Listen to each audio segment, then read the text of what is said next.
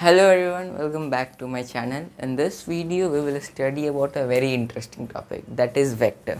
Basically vector जो topic है वो मैथ्स का है। इसका एक अलग सा ही एकदम डाइवर्स रूप है मैथ्स में, जो कि क्लास 12 में पढ़ाया जाता है थोड़ा, पर हम लोग अर्ली स्टार्टिंग फिजिक्स में ही इसको पढ़ लेते हैं, क्योंकि वेक्टर कहीं ना कहीं फिजिक्स का एक बेस है। उस बेस के बिना हम लोग फिजिक्स में एक बड़ा एम्पायर नॉलेज हम लोग नहीं बना पाएंगे, इसीलिए हम लोग वेक्टर पढ़ते हैं। So let's get start. So vector के बारे में हम लोग 9th में हम लोग कहीं ना कहीं उसका डेफिनेशन पढ़ते हैं कि वेक्टर क्या है। सो एक जनरल डेफिनेशन आता है, वेक्टर और स्केलर दो टर्म यूज़ करते हैं हम लोग। तो एक जनरल डेफिनेशन आता है वेक्टर का कि वेक्टर एक क्वांटिटी है जिसके पास डायरेक्शन है और मैग्नीट्यूड है। वैसे क्वांटिटी को हम लोग वेक्टर कहते हैं, पर वो गलत डेफिनेशन है कहीं ना कहीं, क्योंकि ऐसे भी क्वांटिटी होते हैं जिसके पास मैग्नीट्यूड भी है, डायरेक्शन भी है, फिर भी वो वेक्टर नहीं है। और स्केलर तो वही है जिसके पास मैग्नीट्यूड हो और डायरेक्शन हो, डायरेक्शन ना हो, सॉरी, जिसके पास मैग्नीट्यूड हो उसको हम लोग स्केलर कहते हैं। सो वो सही है। सो अब हम लोग एक बेसिक सा जानकारी ले लेते हैं, वेक्टर और स्केलर क्या है। वेक्टर और स्केलर,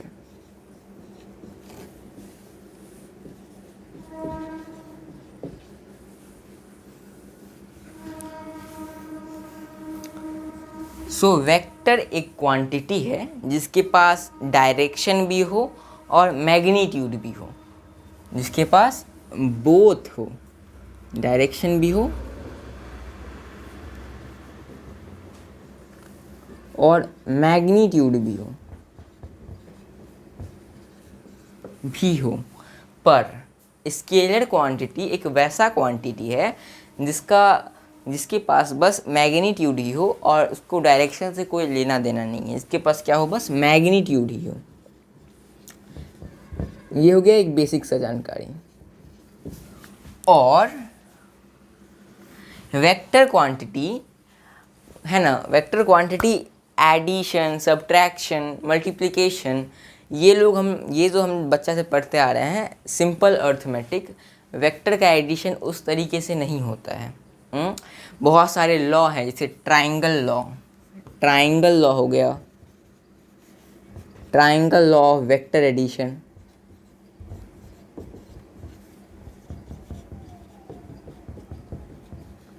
सेकेंड लॉ है polygon law of vector addition,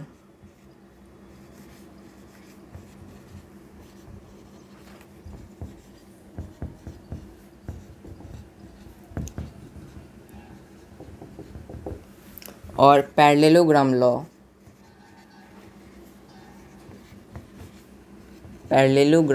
of vector addition,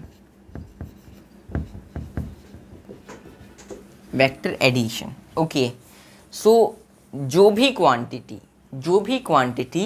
ये तीनों क्राइटेरिया में एडिशन होगा, जो ऑपरेशन जो होगा वो पॉलीगन लॉ या ट्रायंगल लॉ या पैरेललोग्राम लॉ से होना चाहिए, जैसे कि उसको हम लोग वेक्टर क्वांटिटी कहते हैं। एग्जांपल देखते हैं, एग्जांपल ले लेते हैं। जैसे बहुत सारे वेक्टर का क्वांटिटी का एग्जांपल है, वेलोसिटी हो गया, वेलोसिटी फॉलोज, वेलोसिटी क्या करता है, velocity follow triangle law of vector addition.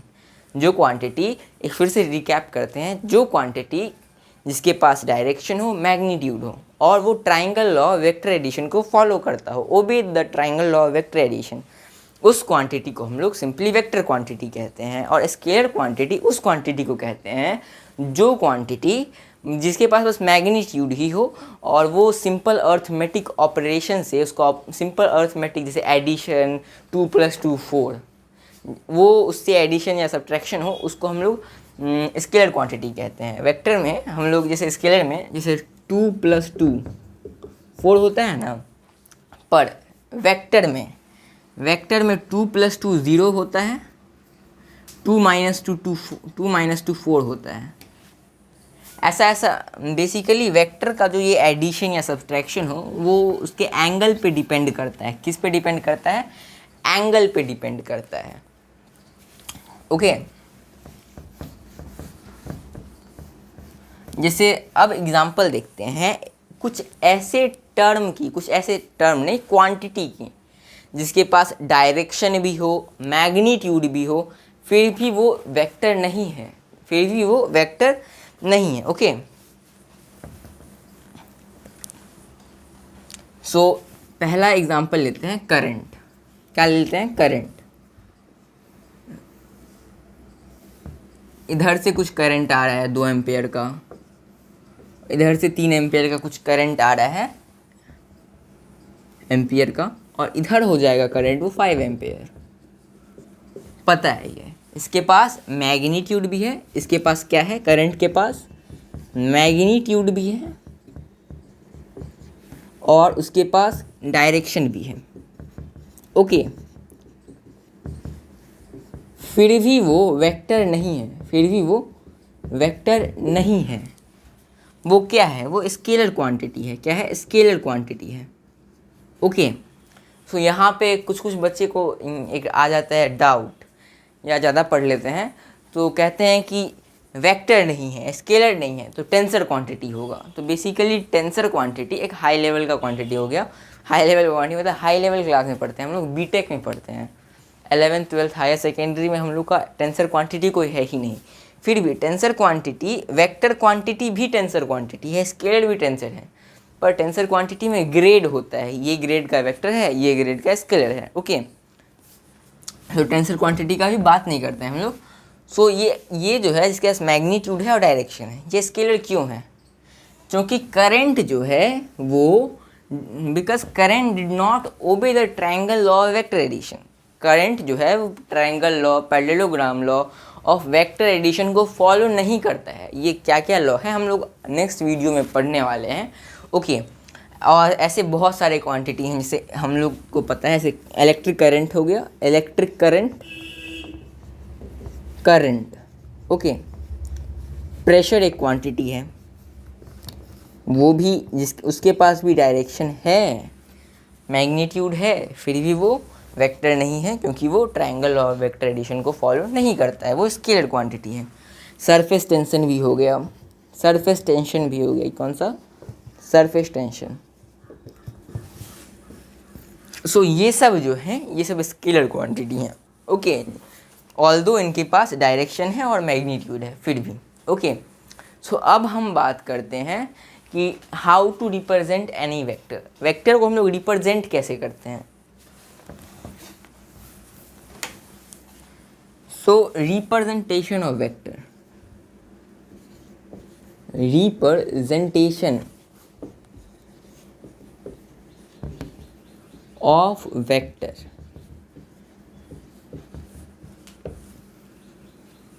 सो हम लोग वेक्टर को एक एरो से हम लोग डिनोट करते हैं। ये जो है ये मान के चलिए ए वेक्टर है कोई। ओके, और इसका लेंथ जो है वो वेक्टर का मैग्नीट्यूड दिखाता है। क्या शो करता है? मैग्नीट्यूड। एंड इसका ये जो एरो है वो उसका डायरेक्शन शो करता है। ओके, जिस वेक्टर के पास जितना बड़ा जिस वेक्टर के पास जितना बड़ा लेंथ है, उसका लेंथ जितना बड़ा है उसके पास उतना ही बड़ा मैग्नीट्यूड है। जैसे ये मान के चलिए 4 न्यूटन का वेक्टर है। ओके, और ये है 8 न्यूटन का वेक्टर। हमको कहा जा रहा है कि 8 न्यूटन का वेक्टर को हम लोग को रिप्रेजेंट करना है। तो ये 4 न्यूटन का है तो 8 न्यूटन का वेक्टर इतना बड़ा होगा, और ये डायरेक्शन शो कर रहा है। ये क्या शो कर रहा है? ये डायरेक्शन शो कर रहा है। ओके, और ये जो लेंथ है ये इसका मैग्नीट्यूड शो कर रहा है। क्या शो कर रहा है? मैग्नीट्यूड। ओके, यहाँ तक क्लियर है। अब नेक्स्ट टॉपिक है कि ये छोटा छोटा टॉपिक है, इस वीडियो में छोटा छोटा टॉपिक ही हम लोग कवर करेंगे। फिर अगले वीडियो में हम लोग vector law of addition, law of addition को हम लोग पढ़ेंगे। Okay, so angle between two vector, angle, how to find angle between two vectors, how to find angle between two vectors। बीच में हम लोग उसका एंगल कैसे फाइंड करेंगे? So to find angle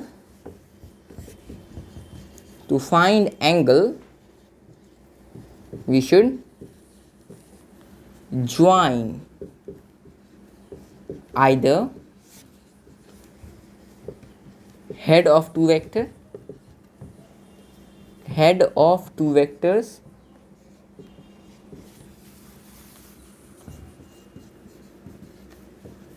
or tail of two vectors.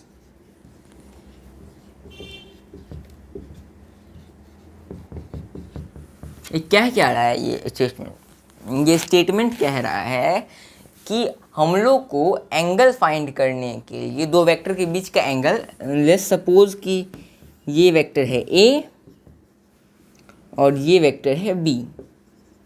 Okay, सो इन दोनों के बीच का एंगल फाइंड करने के लिए, इन दोनों के बीच का क्या फाइंड करने के लिए, एंगल फाइंड करने के लिए हम लोग को या तो उसके हेड से हेड को मिलाना पड़ेगा या फिर टेल से टेल को ज्वाइन करना पड़ेगा, और फिर जो एंगल होगा उसी वही होगा इस वेक्टर का एंगल। सो हेड और टेल क्या हुआ, ये जो है ये हुआ हेड, ओके, और ये जो है ये है उस वेक्टर का टेल। ओके, यहाँ तक समझ गए?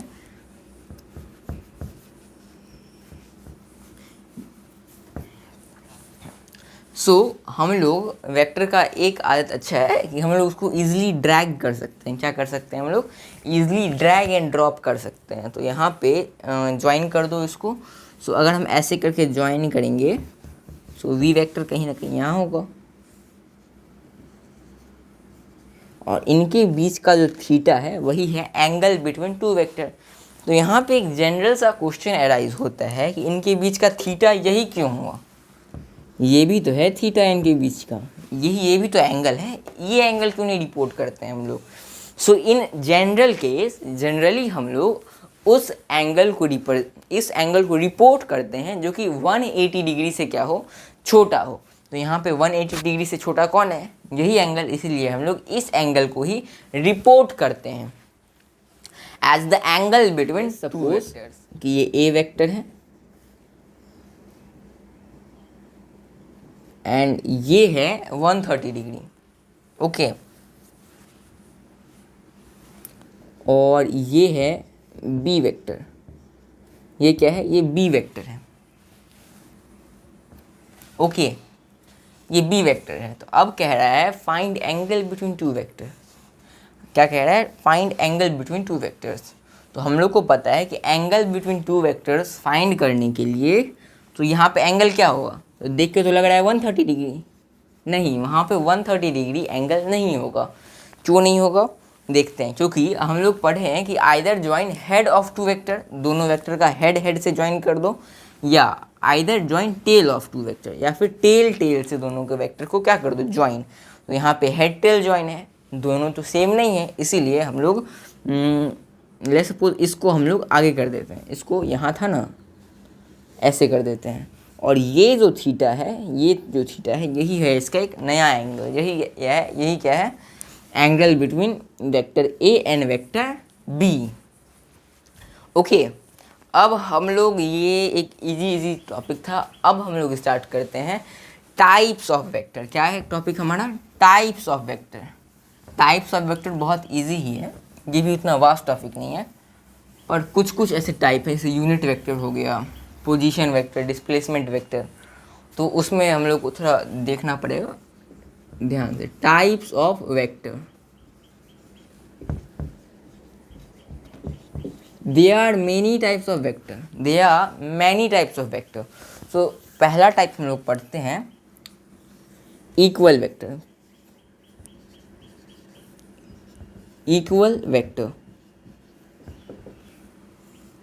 दोज वेक्टर, डिफिनीशन है इसका, those vector whose magnitude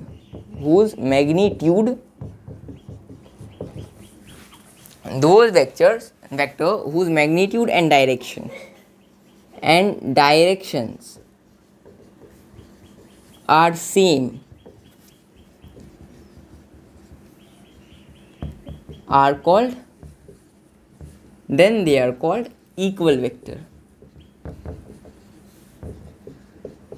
equal vector क्या हुआ? दो वेक्टर के बीच का जब मैग्नीट्यूड सेम होगा तब, जैसे कि लेट्स सपोज कि ये है ए वेक्टर एंड ये है बी वेक्टर, तो A vector and B vector are equal vector, are equal vector. ये हम लोग को कैसे पता चला कि ये दोनों इक्वल वेक्टर हैं? क्योंकि इसका डायरेक्शन सेम है और मैग्नीट्यूड भी सेम है, इसीलिए हम लोग इसको क्या कहते हैं, इक्वल वेक्टर कहते हैं। इक्वल वेक्टर का क्या डेफिनेशन है? Those vector whose magnitude and directions are same are then they are called equal vector. अब दूसरा है वेक्टर हमारा पैरेलल वेक्टर। क्या है? Parallel vector. ओके,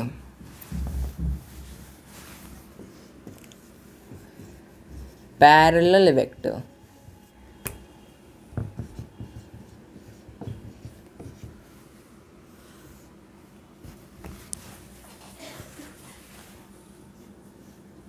सो ये भी टू टाइप्स में कैटेगराइज है बेसिकली। एक है, एक नहीं, ओके ये दो टाइप में कैटेगराइज है, एक है पैरेलल वेक्टर, एक है एंटी पैरेलल वेक्टर। पर हम लोग पैरेलल वेक्टर समझ लेते हैं क्या है parallel vector. So those vectors whose directions are same, whether they have equal magnitude or not equal magnitude, they are considered as parallel vector।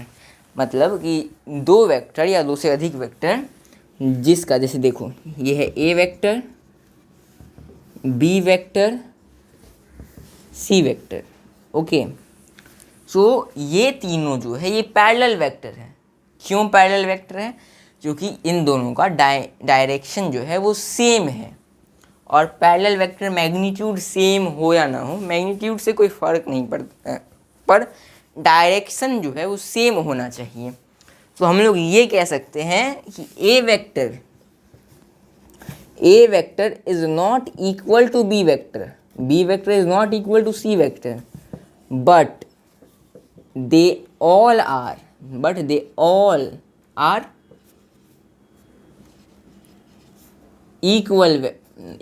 parallel vector, sorry, but they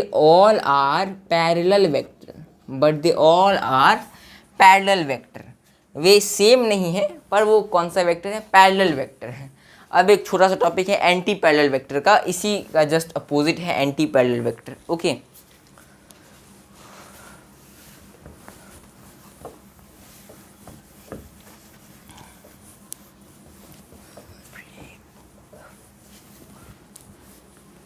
so anti parallel vector, third type क्या है हमारा? Anti parallel vector.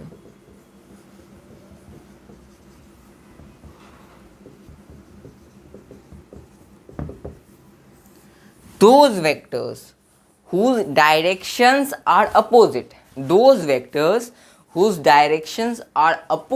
are called anti-parallel। Those vectors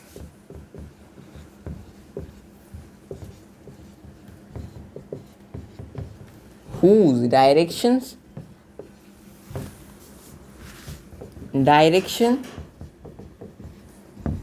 are opposite,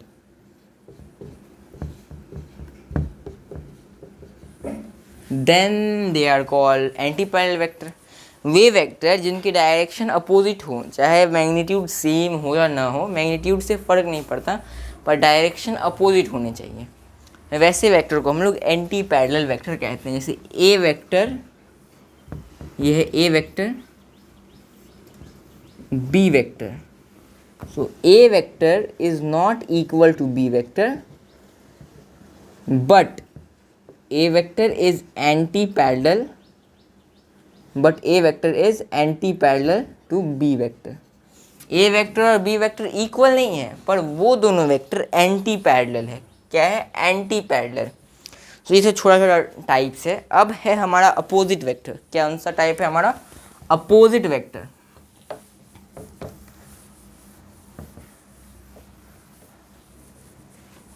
okay, now the fourth type is opposite vector।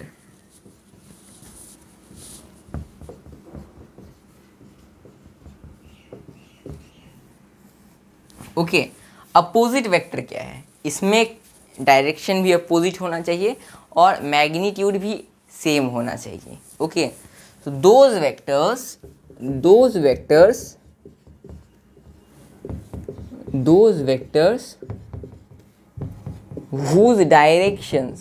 whose directions are opposite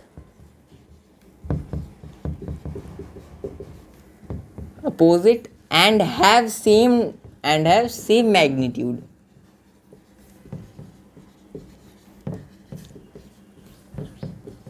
तो वो vector जिसका direction भी opposite हो और magnitude भी सेम हो, वैसे वेक्टर को हम लोग अपोजिट वेक्टर कहते हैं। जैसे कि देखो, ये है ए वेक्टर और ये है बी वेक्टर। हाँ, तो यहाँ पे ए वेक्टर एंड बी वेक्टर, ये दोनों का मैग्नीट्यूड सेम है, बना तो नहीं, हाँ मैग्नीट्यूड सेम है और डायरेक्शन भी अपोजिट है। A vector and B vector are opposite vector. इसमें मैग्नीट्यूड से फर्क पड़ता है। अगर मैग्नीट्यूड सेम नहीं होगा और डायरेक्शन अपोजिट होगा, तब कौन सा वेक्टर बन जाएगा? तब हो जाएगा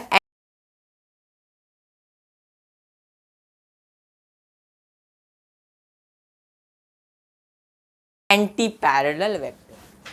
6 टाइप का वेक्टर है, ये छोटा छोटा वेक्टर है। Coplanar vector, coplanar vector. So coplanar vector वो वेक्टर है, those vector present in same plane. जैसे जो वेक्टर जो कि ये एक प्लेन है, तो ये वेक्टर हो गया, ये वेक्टर हो गया, ये वेक्टर हो गया, ये वेक्टर हो गया, ये सब कोप्लेनर वेक्टर है। ये सब क्या है? Coplanar vector. ओके, तो इसका डेफिनेशन हम लोग लिख सकते हैं, those vectors which lies in same plane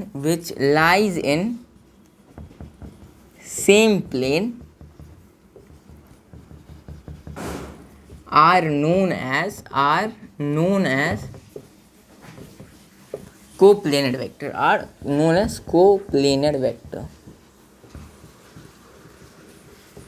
अब हमारा 7th वेक्टर है कोइनिशियल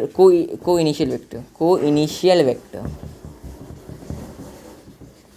सो कोइनिशियल वेक्टर क्या है? Coinitial vector those vector which have same starting point, उसको हम लोग कहते हैं कोइनिशियल वेक्टर। सॉरी, जैसे ये वेक्टर, यह है A vector, B vector, C vector, B vector and C vector.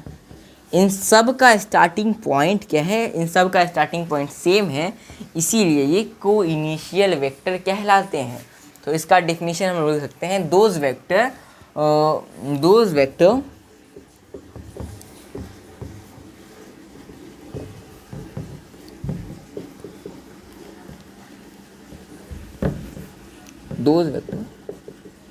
which have same initial point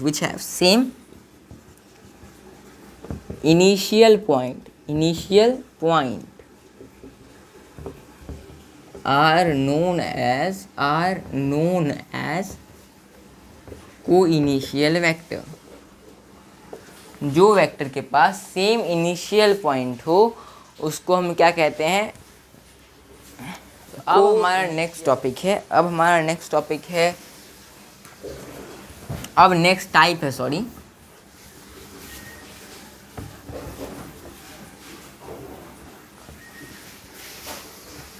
अब हमारा नेक्स्ट टाइप है कोलिनियर हो गया, कोइनिशियल, कोप्लेनर। अब 8 था ना, null vector. Null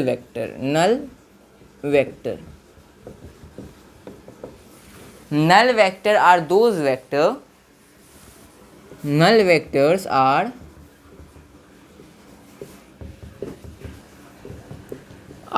those vectors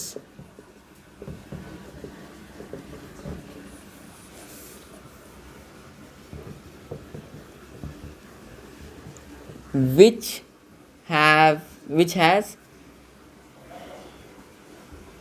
zero magnitude या whose magnitude is 0,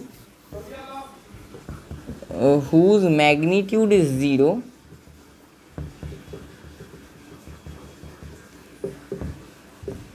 and direction is not defined, अब जैसे नल वेक्टर को हम लोग अगर ग्राफ पे प्लॉट करेंगे, सो मैग्नीट्यूड ज़ीरो है ऑरिजिन के पास। अगर मैग्नीट्यूड ज़ीरो है उस वेक्टर का तो डायरेक्शन तो नॉट डिफाइन, इधर भी जा सकता है, इधर भी जा सकता है, इधर भी, डायरेक्शन तो नॉट डिफाइन हो जाएगा। सो यही होता है